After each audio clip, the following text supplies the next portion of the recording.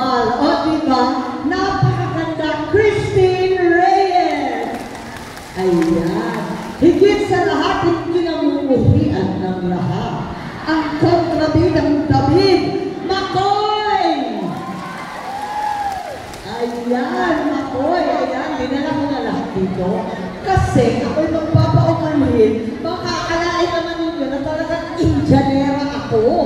2 beses ko na na-Indian sila LA.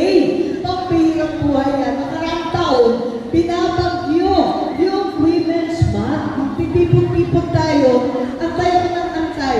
Eh talagang hindi makalipad, hindi rin makatawid. Sabi nila kahit magpahilan ka, aabutin tayo ng siyam-siyam.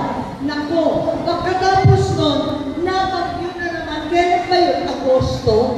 Sa katutak na BHW na Indian ko na naman sa Infanta. Kaya po, hiyang-hiya na talaga ako dito.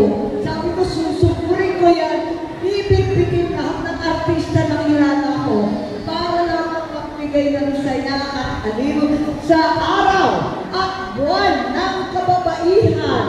Ako, parang makamuha natin. Sobrang women power dito mula sa gobernador. Talaga naman, ang ating itihing gobernador, araw-araw medical mission.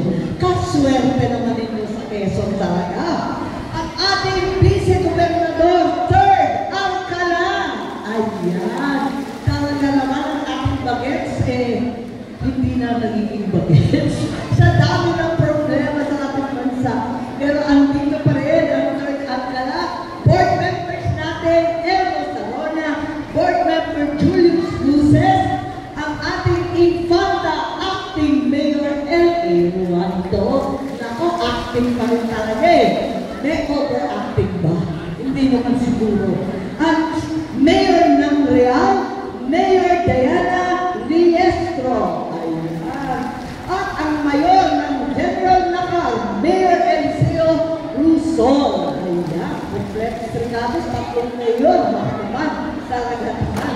Wala akong masabi. Andito rin ang kapulisan, Colonel Cuesta, ang ating PD, narito rin, ang Quezon Police, narito rin. Kompleto talaga tayo. Pero higit sa lahat, ang pidang-pida sa araw ito, ang ating kababaihan. Diba? Ayan. Anong sabi ng matitibay ng babae sa Quezon? Di balen walang date. O, diba? Di balen walang date. Dahil alam ko may due date sa kuryente. Di balen walang holding hands. Basta may cash on hand. Ako ha, kayo talaga. Pero ang totoo, ang pag-ibig ng babae, ng nanay, ng anak, ng asawa, ay parang sakay sa umaga. Hindi na nasusukian. Talaga naman, ganyan ka lang ang kinakaya lahat. Naka-high heels pa. O, diba? Ang tibay talaga ng mga kababaihan. Kaya eto ba, nagtitipon-tipon tayo para magkaisa. Ang sumba na napakaganda para sa katawan, maliksik, malusog, at higit sa lahat ay napaka-sexy ng ating alaali.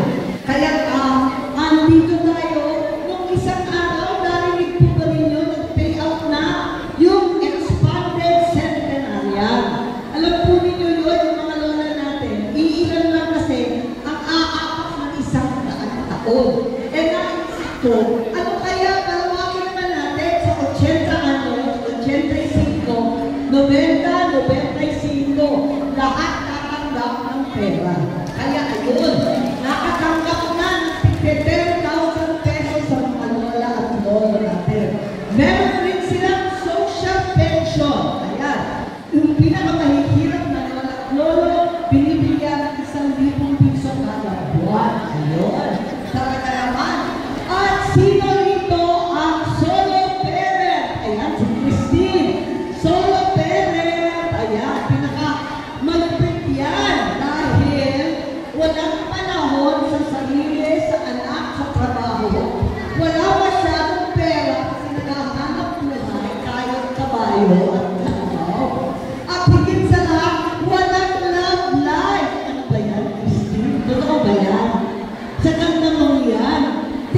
din pala. Ay, po, wala na, tapos na, wawa naman sa Christy. Ang dami ng marites ha, sa totoo lang, updated kayo sa lahat ng mga pangyayari sa Quezon ha. Talaga naman. Kaya eto nga, andito tayo para sa kabuhayan. Ayan, isa pang issue yan. At tuwa-tuwa ako na sa wakas andyan na yung cold storage. Ayan, yung LA.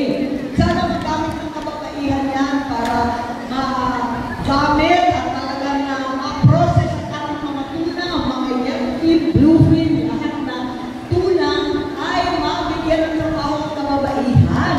Talaga naman kailangan yan.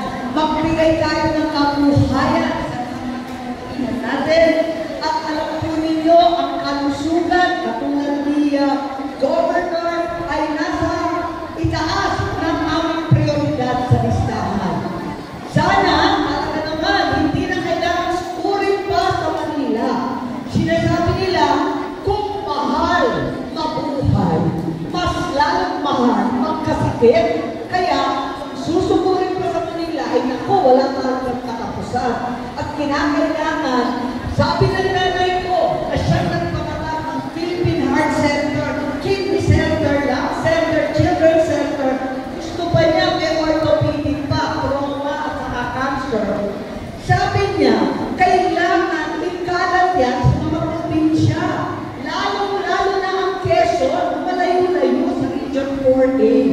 Huwag lahat sa Quezon City tinatakbo. Dito na mismo, kaya-kaya ng Quezon yan. Lagyan natin ng specialty center. Ayan ang sinasabi ng ating butihing gobernador. At sa ating peninsula, sa Bundok Peninsula, nakatuloy na rin ako dyan kahit pa paano. Ang dami namin kaya sinisili ko yung listahan. Kung ano-ano na project ang binibigay natin dito dahil ang laging sinasabi sa Region 4A, nakukuleran daw ang Quezon. Huwag tayong papayag yan. Hahabol tayo. Kaya, may isasakapal na 100 million pesos in Fanta to General Nakar Highway. Ayan. Ang hospital, ang specialty building, pati ang hospital ng Bundok Peninsula. Nakapagbigay na rin tayo ng AIC, sunod-sunod na AIC para sa lahat ng nangangailangan. At pati sa South Luzon State University, educational assistance sa mga anak natin. Ayan, dapat natin talagang gawin. Pero kung mahal na ang kabuhayan, mahal ang magkasakit, mas lalong luho ang pagpaliting. Naku po, kaya may bago po ang batas na magiging libre na po ang libing para sa mahihirap. Botohan mo natin yan kasi nag-iiyakan na, namatayan na, anong na, mamumroblema pa sa pagbayad ng libing. Huwag naman. Kaya bayaran na natin para sa mahihirap. Walang palakasan, walang pangusundan, walang politika. Kung nangangailangan, tulungan agad-agad. Nako, kung tutuusin mo, ang panaginip natin mga Pilipino ay napakabayang at simple lamang. Ang nais lang natin, di ba mga nanay? Ayan, pare-pareho man lang tayo. May sapat na pagkain, netitirahan, magtatapos sa mga anak. Yun lang, happy-happy na po tayo. At deserve naman natin yan. Deserve po natin ang lahat ng panaginip natin. Deserve po natin the service sa Senado. Huwag po ninyong kalimutan, sulit Senador. 29, ayan. Ivy Marcos po, ibalik ninyo sa Senado.